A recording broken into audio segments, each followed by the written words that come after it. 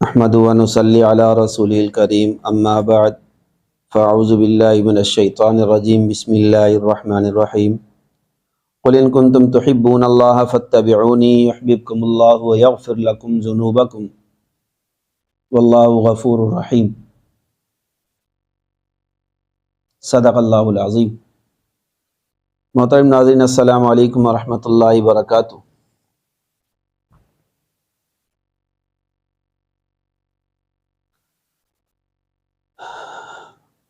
آج ہم آپ کے سامنے تسخیر عمومی تسخیر کا ایک عمل پیش کر رہے ہیں۔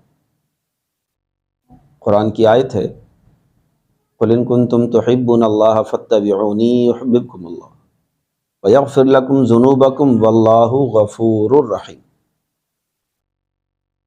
اس آیت کو عشاء کی نماز کے بعد 40 مرتبہ پڑھ لیں۔ اللہ تعالیٰ آپ کو تسخیر کا وصف عطا فرمائیں گے۔ تسخیر وہ عمل ہے کہ جس کے پیچھے دنیا گھومتی ہے، پتہ نہیں کیسے کیسے عجیب لوازمات اختیار کرتی ہے۔ اس میں قرآن موجود ہے،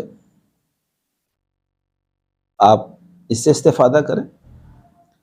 پیرنٹس ہیں، اولاد ہماری بات نہیں مانتی، اولاد ہے، پیرنٹس ہم کا جہاں چاہتے ہیں وہ کام نہیں کرتے، وہاں شادی نہیں کرنا چاہتے۔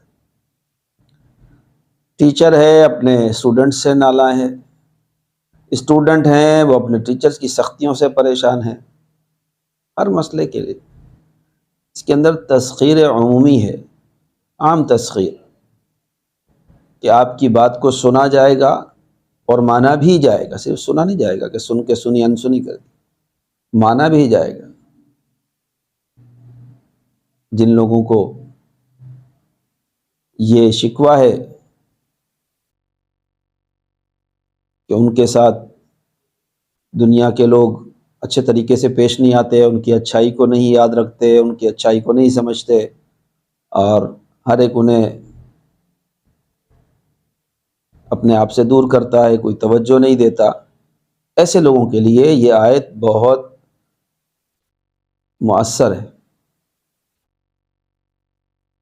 عشاء کی نماز کے بعد 40 دفعہ پڑھ لیں، قُلْ إِن كُنتُمْ تُحِبُّونَ اللَّهَ فَاتَّبِعُونِي يُحْبِبْكُمُ اللَّهُ وَيَغْفِرْ لَكُمْ ذُنُوبَكُمْ وَاللَّهُ غَفُورٌ رَحِيمٌ۔ میں کہا کرتا ہوں قرآن کی آیتوں کا ترجمہ بھی یاد کر لیں۔ قرآن کی آیت دیکھ لیں، ترجمے والا قرآن دیکھ لیں، اس کو ازبر کر لیں، بالکل یاد کر لیں، اور جب پڑھتے ہوئے اس کے ترجمے پر وہاں آپ کی یکسوئی بھی، کیونکہ تسخیر کے معاملات میں یکسوئی بھی بہت ضروری ہے کہ آپ کا ذہن اپنے عمل سے، اپنے مقصد سے دائیں بائیں نہ۔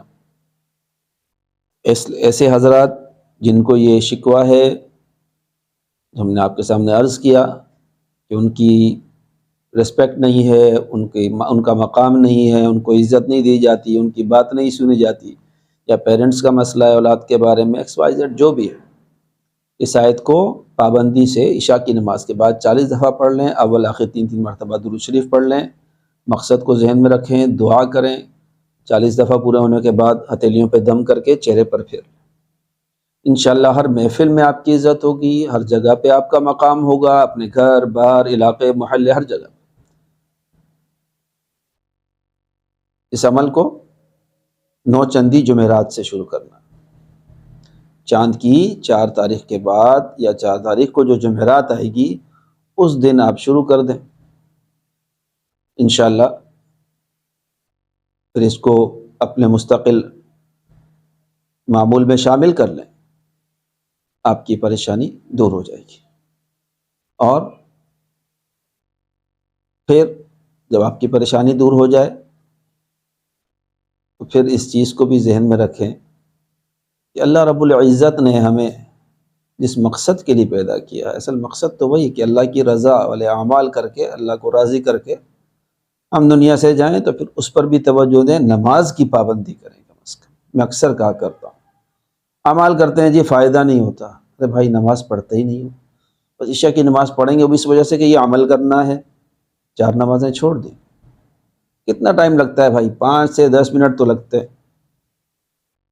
اس لیے نمازوں کی پابندی بھی ان وظائف کے مؤثر ہونے میں لازم ہے، اس کی پابندی کریں، انشاءاللہ آپ کو ان قرآنی آیات سے پورے فوائد حاصل ہوں گے انشاءاللہ۔